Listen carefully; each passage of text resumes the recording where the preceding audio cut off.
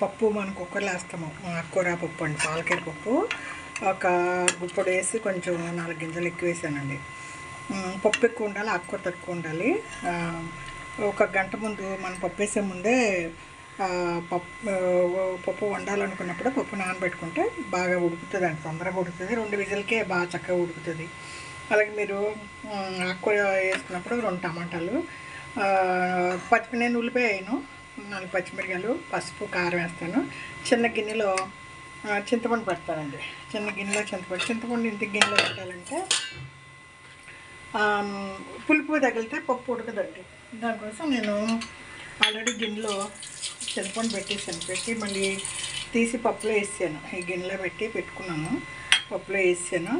Cooker lid మనకు తెలిసినాకండి 1 నిమిషం ఇట్లాగ లో ఫ్లేమ్ మీద ఉడికించుకున్నారంటే మీరు పప్పు పచ్చివాసన అంతా పోయింది, బాగుంటుంది, టేస్టీగా ఉంటుంది. మీరు ఈ టిప్పు పాటించండి. మీ కుక్కర్ మూత తెరిచాక అలాగే మెదిపే ముందు 1 నిమిషం అలా ఓపెన్గా 1 నిమిషం ఉడికించి తర్వాత మీరు మెదుపుకుని తాలింపు వేసుకున్నా అంటే మీరు కట్టెల పొయ్యి మీద వండిన పప్పులాగా టేస్ట్గా ఉంటుంది. పప్పు నానబోసుకుంటే అంటే తొందరగా ఉడుకుతుంది.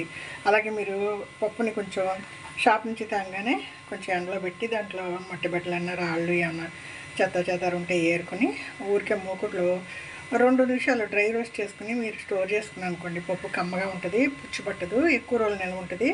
మీరు వండే పప్పుకి ఎక్స్ట్రా ఫ్లేవర్ వస్తుందండి, చక్కగా మంచి ఫ్లేవర్ వస్తుంది.